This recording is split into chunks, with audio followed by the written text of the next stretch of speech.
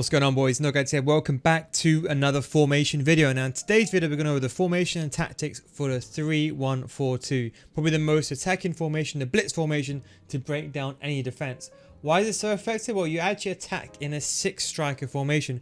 Really good for breaking down the 5-3-2, 3-5-2, 4-2-3-1, basically any defense. Why? It's because you have 6 strikers. You've got a numerical advantage when you're going forward, and it's really hard for your opponent, even if he's a top defender, to defend against all the players, especially during team of the season when those players got this very high attack positioning.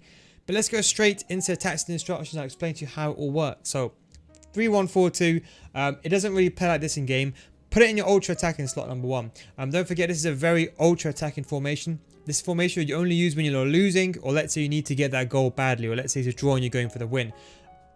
That's very important. If you want to use it for the entire game, you have to be realistic and an elite player. That way you can win it, use that formation and win without costing too much. Now the tactics. So the defensive style, I would say to most players, I would say go with balanced. I would say anyone above gold 2, gold 1 and above, you can go with pressure on every touch.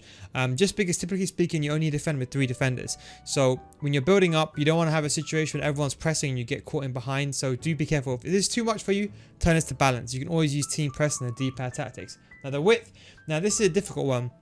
You kind of want it to be 4 or 5. Now, why? It's because you're going to be saying, well, don't you want to be wide as possible? That way you can cover as much of the pitch to press. Well, in theory, that is correct. But the transition from going to a wide pit, from wide stance, from a defensive wide stance to attacking stance, is quite long. So by leaving it on about 4 or 5, you have a good proportion of the team not being too wide, but also they can quickly migrate into a narrow shape, kind of like a spearhead attack down the middle. Now the depth we've increased all the way to 7. 7 is a good distance. I would say do not go anywhere above that, because above that you're going to find that your attacking players are just a bit too far ahead, and especially a good player that's defending can easily pierce through. For the defensive style, this too, you can use the long ball. The long ball variation is more of a slow, methodical build-up formation. So let's say, for example, it's still going to be a quick formation A to Z, no doubt about that, but long ball just means that players moving a bit more slower. It might be better for you if you like to be ultra attacking, but you like to build up very much slowly. The long ball says, okay, I want players to get in behind, but it doesn't go gung ho. You're not going from 0 to 100. You kind of go from like 0 and you're progressively going to 100 at like a 10 increment every second. Now, fast build up play on the other hand is you're going from 0 to hero. That means as soon as you get the ball, all these. So let's say, for example, you get the ball with your centre mid. All these guys are just going to fly forward immediately. They're not going to think, they're not going to look to come back, they're not going to look to come short. Unless that's an instruction, they're literally just going to be running forward. Now, this is extremely good, especially if you want to counter your opponent. Now, if you're, let's say your opponent's parking the bus, he has the ball, and you can basically give him the ball deliberately, let him go forward, and then counter him, and it can be a very much deadly formation. I would recommend fast build-up play.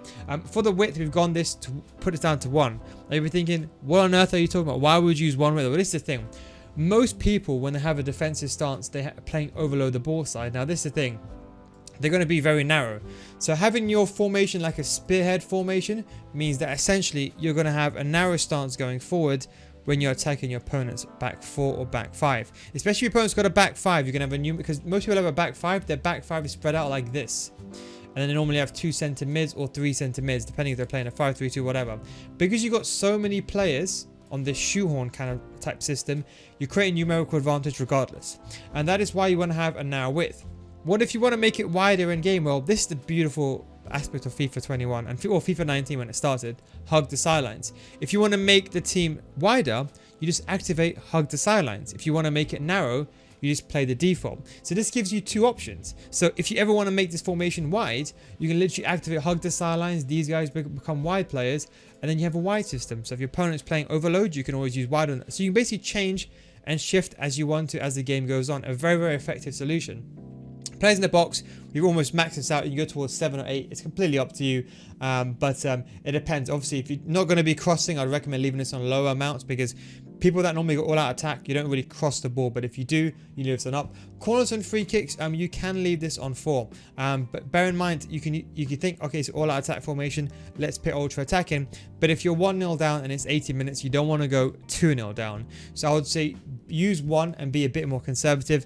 Rarely anyone scores from corners and free kicks, and even if you do, you're going to be shooting a free kick, or most time you're going to be passing a corner, maybe getting one person near post. You're never going to have that numerical advantage up front because you just get counter attacked. Anyway, now going over the instructions. So The first two, the strikers, the most important part of the game is we have both of them on stay central, get in behind and stay forward. Why? Because we want them to stay central all the time.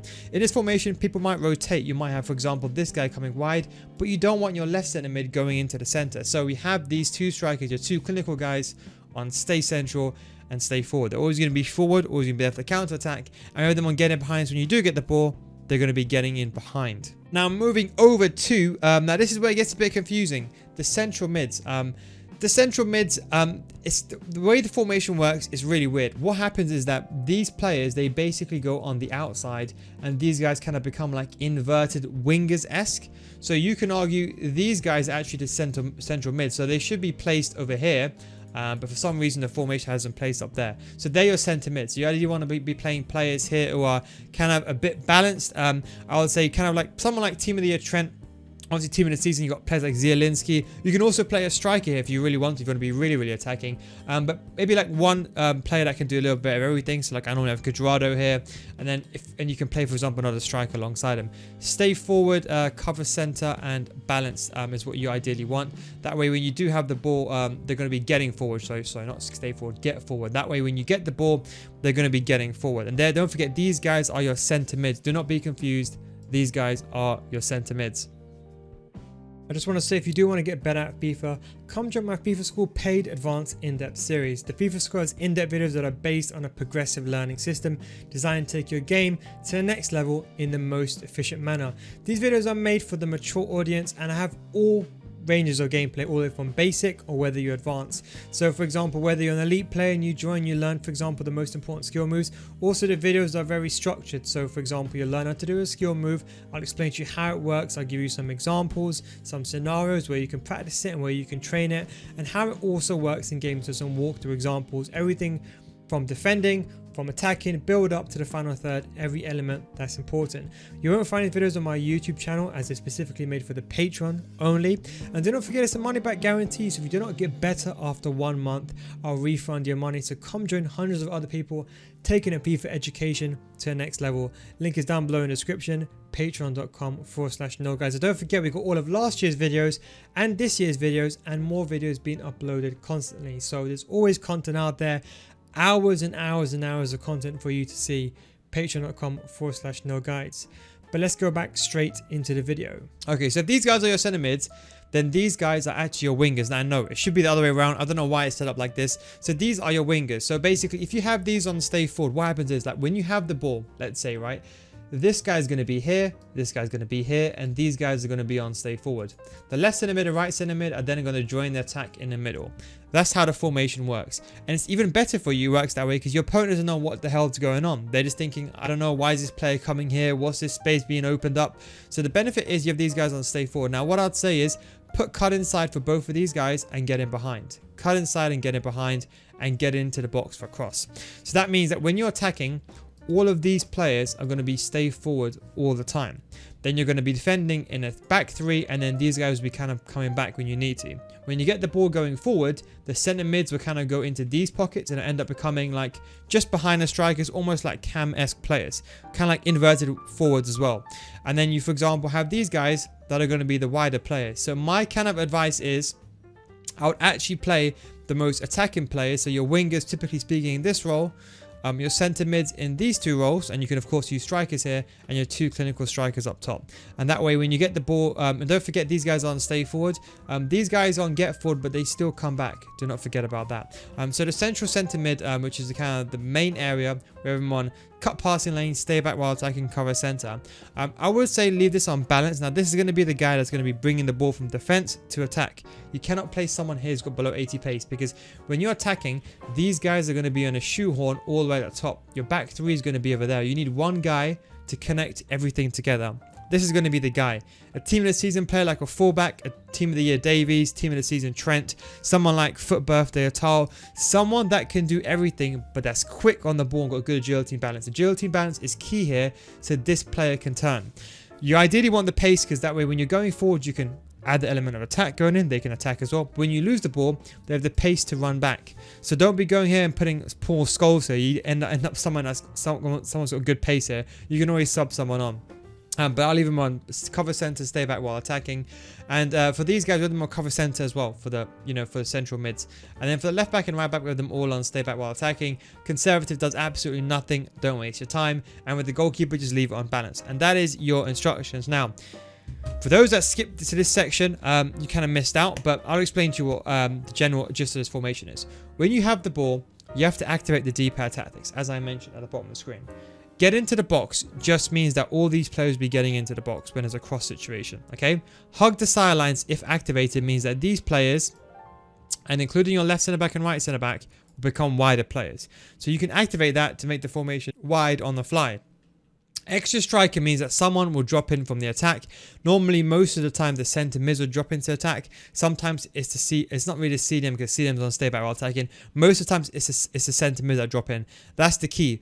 If you don't use the extra striker instruction, this formation won't work as well as you want to.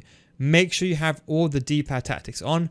Par hug the sidelines, you can turn it on and off depending on how you feel. Attacking fullback doesn't really do anything, but what I find is sometimes the attacking fullbacks, the players, they just transition a bit faster. That's a bit it, and they go a bit more forward. I can't really explain it too much, not too much evidence around it, but that's the kind of thing. So make sure you have all your D-pad tactics on, and do not forget this is an attacking formation, so you're meant to use this alongside your normal formation. So if, for example, you're losing 2-0 and you want to change to that formation, then feel free to do so. But do not forget this is ultra attacking formation. This is the one to break down your defense. Can you use this formation to get goal 3 in Weekend League in the last couple of hours? Yes, you can. You can actually blitz it. I've done it for many, many times and many years. But I'd recommend this solely as an all-out attack formation. One when you're losing 2-0 and you need to get the goal back. This is the formation for you to use. You can, of course, use team press if you want to increase the press type tactics. Anyway, guys, thanks for watching. Take it easy, and I'll catch you next time. Peace out.